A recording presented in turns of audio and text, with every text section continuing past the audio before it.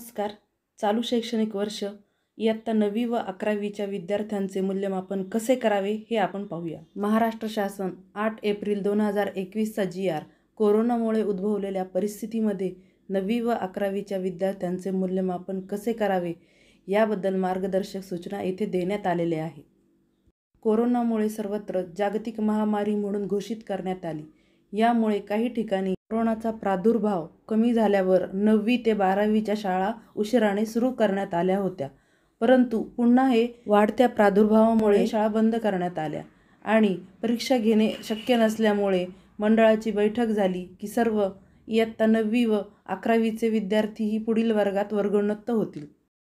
शासन निर्णयाप्रमाणे आता प्रत्येक शाळेच्या मुख्याध्यापकांनी आपल्या स्तरावर विषय शिक्षकाच्या समितीचे गठन करायचे आहे व इयत्ता 9वी व 11वीमधील विद्यार्थ्यांचे शाळेने घोषित केलेल्या चाचण्या असोत, प्रात्यक्षिका असोत किंवा अंतर्गत मूल्यमापन असो, म्हणजे विषय निहाय चाचण्या असतील, मग ते ऑनलाईन असतील किंवा मग प्रत्यक्ष दिलेल्या असतील, ट्युटोरियल असेल, त्या आधारे म्हणजे आपल्या सोयीच्या मूल्यमापन तंत्राच्या आधारे त्यांचे मूल्यमापन करायचे आहे.